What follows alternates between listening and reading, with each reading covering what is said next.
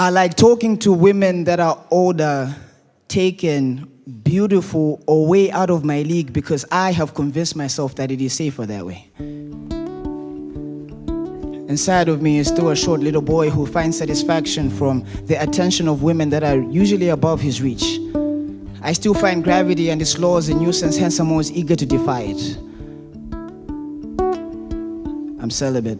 Yes, celibate. Yes, for God reasons. It's not like women don't like me, but trust me, a holiness that only thrives because something physical hasn't happened isn't one to strive for, but it will have to do for now. I talk a lot. I use stories as makeup to hide my insecurities and exaggeration as the blinds to the stage that is my life. I have mastered the art of spotlights because I can always keep my baggage beneath it, even though it follows me everywhere. And even though it follows me everywhere, I won't let you see it behind the spotlight that is this joke. If I can get you to laugh, I might get you comfortable with all the parts of me that I don't like, the not so funny parts. I spoke to a blue-eyed white girl once, with eyes like the ocean and a smile like a half-crescent moon. I convinced myself that she must have worshipped God because the stars probably showed her how worship was done when they bowed down to her. She told me something about God. She said she treats all people alike because they are just that, people.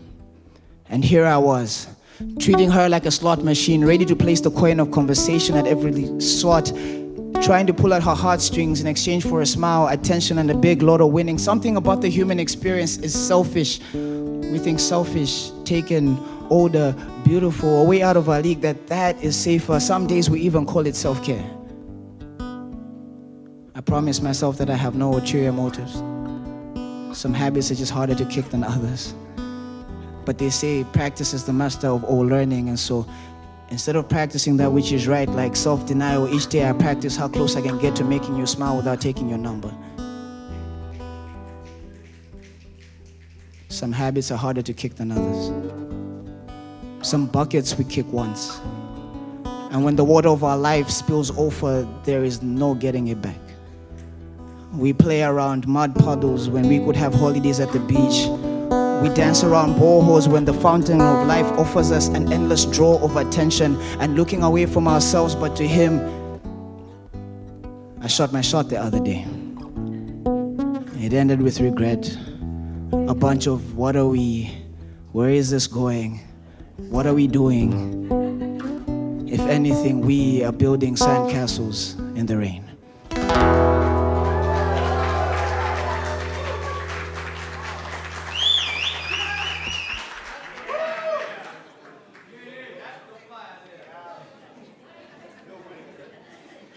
Ambience, yeah.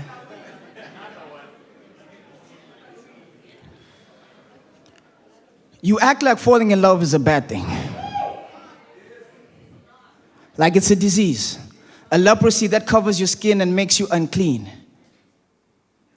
You act like you are not capable of more than just empty promises, feelings unreciprocated, a volcano of pent-up emotions always waiting to erupt. You act like there is no God, as if he has not shown you the way, or ways with which you must pray, or ways with which you must not prey on innocent souls that fall in love with you. It takes them 6 days to fall in love with you, and on the 7th day they rest while you are still trying to figure out which fruit to eat. The tree of life or the fruit of the knowledge of good and evil. They say, a fruit a day keeps the doctor away, but you have never learned the art of swallowing your Adam's apple.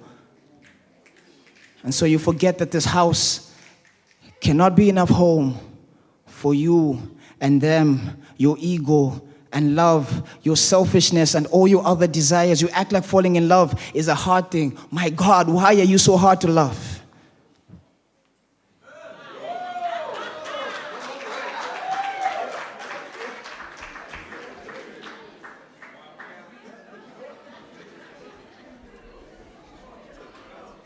Stay.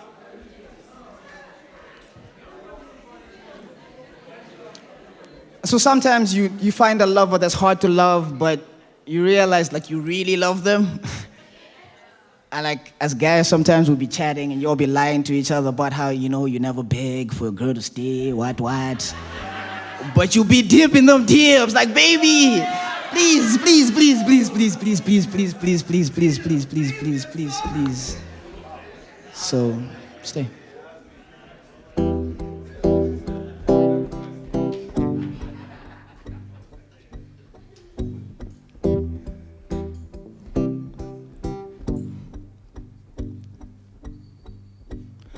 And I know that love is blind.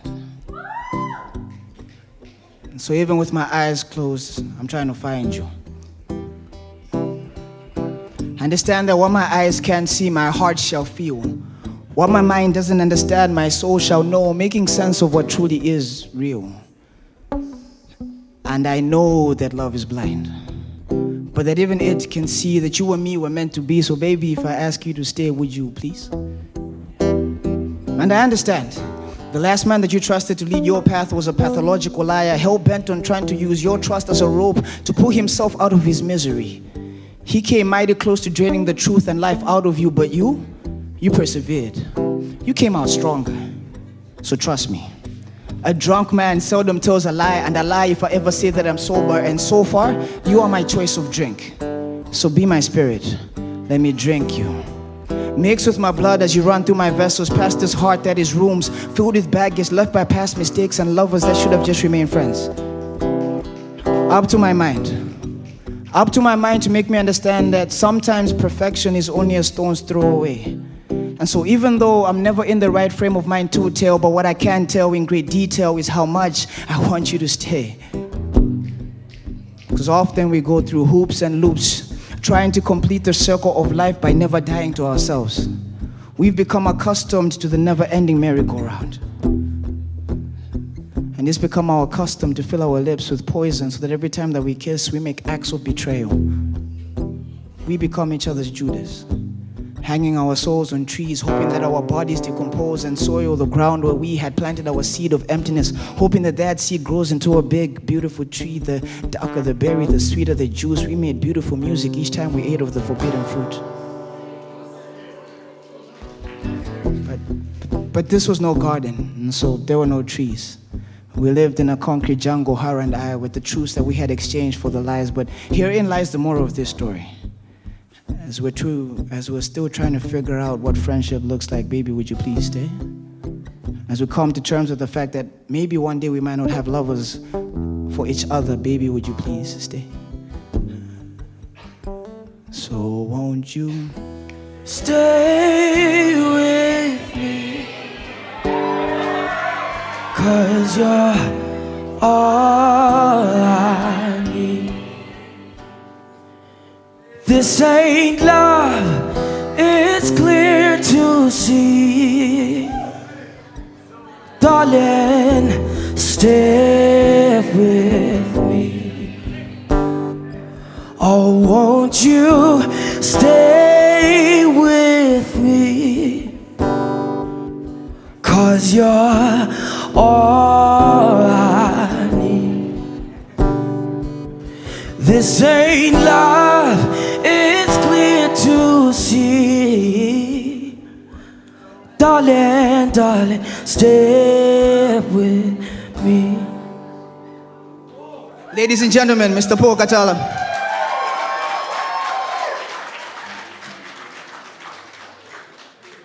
The second cliche thing I wanted to do tonight.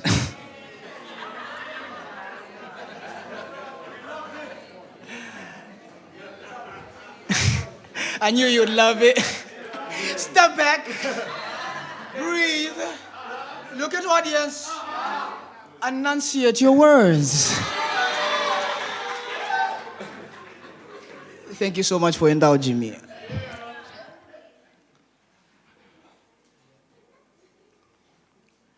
The problem with growing up with privilege is that you broke everything knowing that mommy and daddy would always be able to buy it back.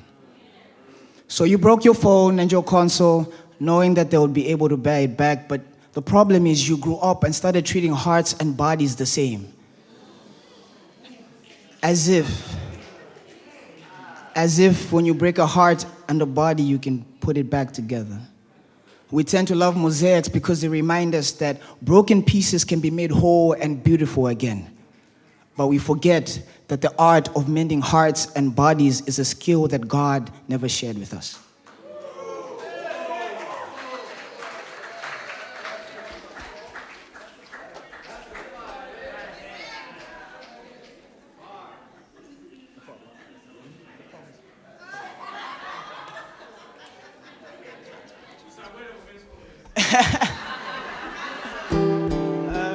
Yes, easy. So, I mean, sometimes you fall in love, and like, if you're a semi-good person, because there are no good people, sometimes you take note and you try to reflect, like, okay, how's this relationship going? What are we doing? What are we? Important questions. Where is this going? And then sometimes you argue, because, people argue. And like the rest of us that are perfect on like our Instagrams and our Twitters, like social media, in real life, people argue because you have differences. And as a semi-good person, you sit and try to reflect, like, okay, what was my part in this problem? And then sometimes you realize, you know what? Actually, I wasn't the problem. The problem was you.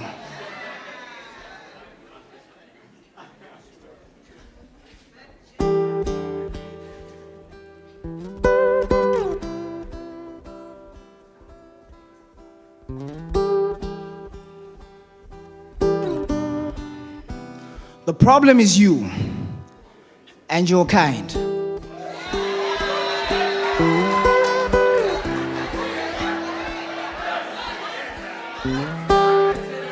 You have convinced yourself that your emotions and wants are paramount. They are the Everest that men must climb. And if they are unable to meet you at the peak or pick your needs, then let them loose. Because your wants and demands are a cross too heavy for one man, a weak man, not designed for you. But they are a load light for another man. That's for you. And so you treat men like donkeys to pull your cart. And then you empty their carts so that you can empty your cart of shoes, bags, and baggage, and all the other things that you have not healed from. And then you're left wondering why you are left alone.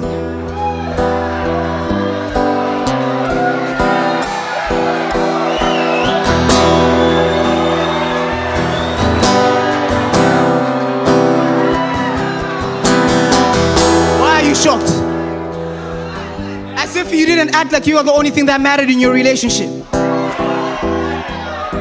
You act like lovers do not react when they are mistreated.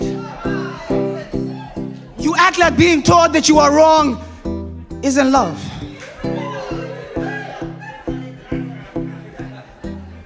We mistake timidness for love. Sometimes we mistake timidness for kindness. Even at the allowance of walking all over a lover who wants nothing but the best for us. We use gentleness as an excuse to bend lovers, and then we wonder when they snap, the tension has just been building up, and so soon they and Elvis will leave the building, and the only thing that will be left to be sad, hollow songs.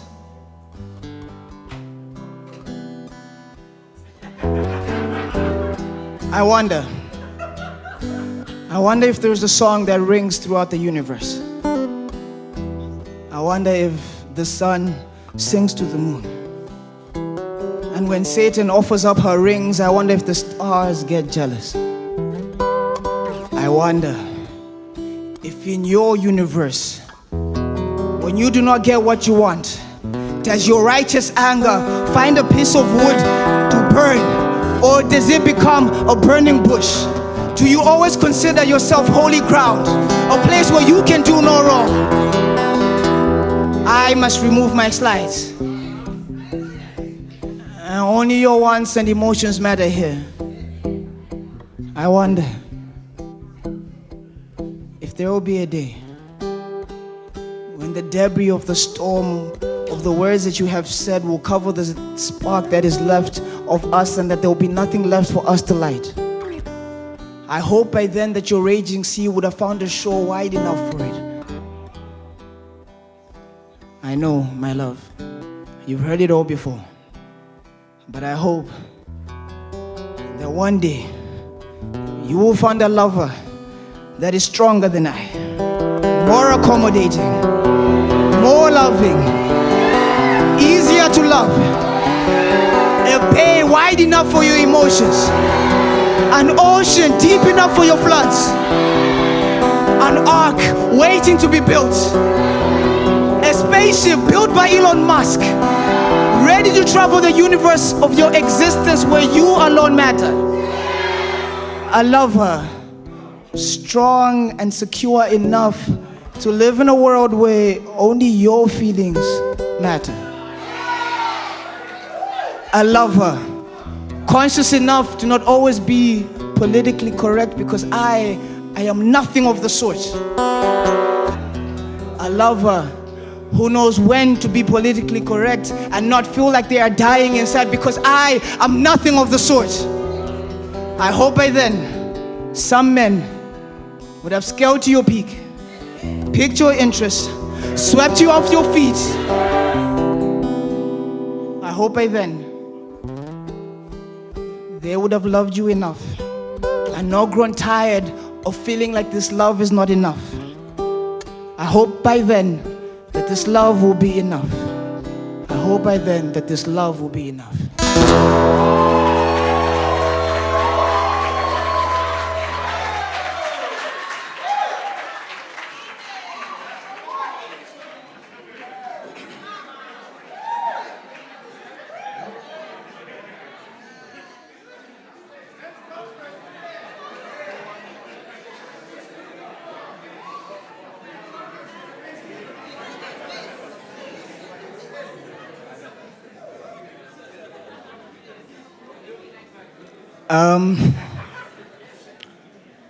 I want to thank you for being such a wonderful audience. I'm going to do 2 more poems. This next poem is a poem about self-love covered in the skin of race.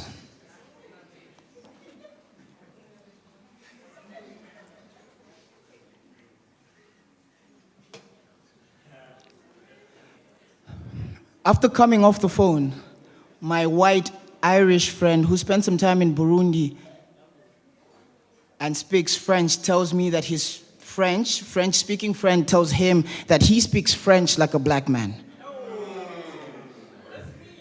He tells me it's a compliment. The other person just didn't know it, and that now he's as cool as a white man could be, but to this day, I don't know what to do with this story. When I was 8, and my little sister, at the tender age of 6, her being wiser than I, opted for the kiddie pool. But as soon as a clear black skin touched the chlorine waters, the Indian parents gestured to the black nannies to pull the brown kids out of the pool. My father looked at her, smiled, told her not to worry, just more water for her to play with.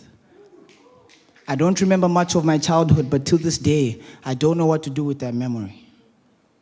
About 2 years ago, I attended a party at my college friend's house, full of coloreds and white people and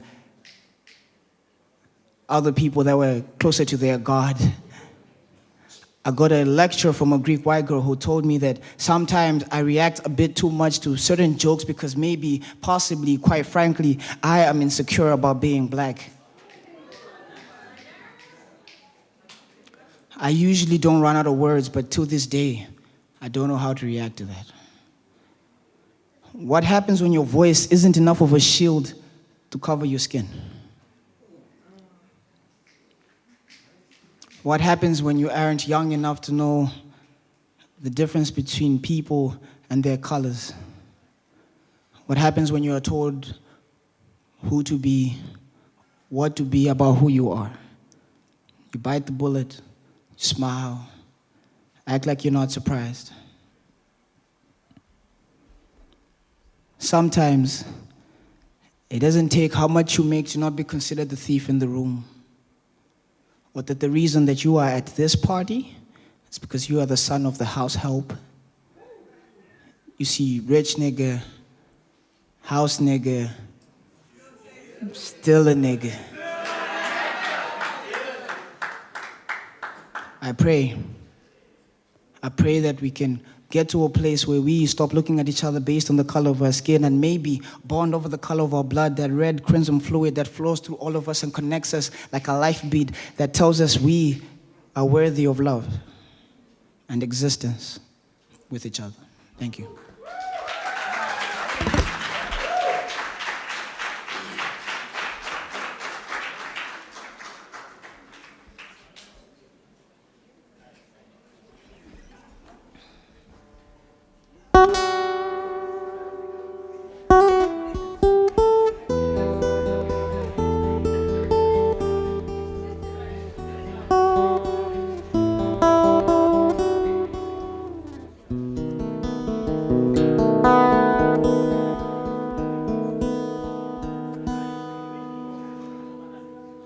I want to love you the same way the moon loves the sun. Day in and day out, through the times and the seasons, even in the moments where you give me no reason. I want to love you when I grow old and develop that bag under my eye and you stop believing my lies. Our love story will be a story of how a fierce, fiery Ngwani phenomenon became the centerpiece of my space. My friend David is standing in the back. Where's David? He recently told me that my face seems to be glowing. I told him it was probably because I was reflecting your beauty, mimicking the moon as it reflects the sun. Or maybe it's because I get nervous around you and I sweat a lot. Or maybe it's the Vaseline blue seal, or maybe it is because I am the moon to your shine. I am what the priest used to predict the falling of the rain, the love tears from the gods that water the earth to bring about life. You see, baby, loving you will be nothing short of a rain dance. I want to know the heights with which I can love you. Like Egyptians building pyramids to worship the sun, you are a goddess and I am a son of the sun. And so our love story must have been written in the stars by the very hand of God. I swear. I must have cursed Cupid the first time that I saw you for all the times that he shot me with his arrow when I was looking for love in the wrong places. I made a mess of love. To be fair, love is like the room of a 14-year-old who doesn't have anything in his place, but if you ask him, he will tell you that he knows exactly where everything is. I made a mess of love, but if you had asked me, I would have told you that I know exactly where everything is.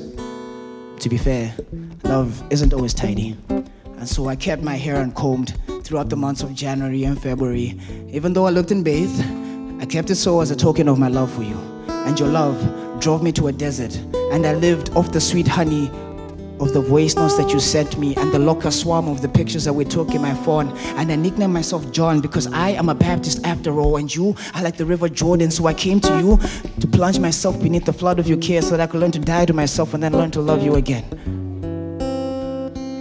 I want to love you the same way Hairfoot loves nappy hair. In a nurturing and caring kind of way. So that maybe your nappy hair can grow into a dreadlock and we can break the deadlock of loving badly. I badly want to love you. Even when you decide to cut your dreadlock off and go bold, I want to be bold enough even to love you then. I want to be bold enough to love you the same way a mother loves a child. And just for the record, my mother likes you, and if you know anything about her, she doesn't like everyone. Studies, Oxford and Cambridge studies show that 97.3% of all women are crazy and they have at least 3 personalities. And they have at least 3 personalities. And so before I get down on one knee and ask you to marry me, I want you to dump me 4 times so that I can learn to love each and every one of your 3 personalities and then learn to love you forthrightly. I want to love you the same way the watchmen love to see the dawn. The same way government officials like to see 4 on the clock because to them it is a sign that they are going home. You are what I think about when I hear the words home.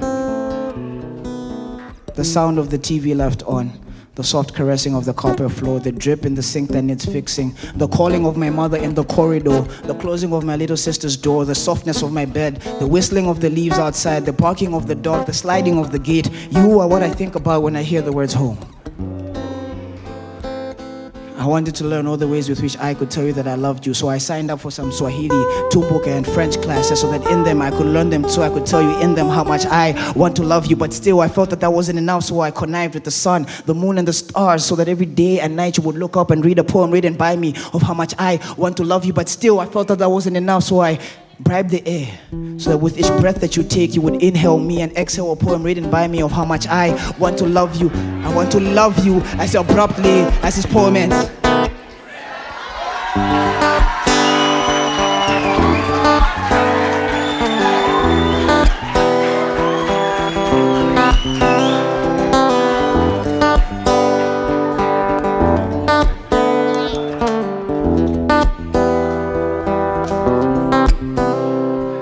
Say you won't let go. Say you won't let go. Say you won't let go. Say you won't let go. Thank you very much.